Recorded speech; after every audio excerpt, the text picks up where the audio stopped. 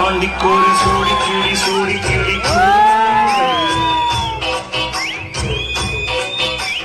சோழ கருது போல தோட தொட்டு ஆட செந்தூர பாண்டிக்கோரு சோடி கிளி கூட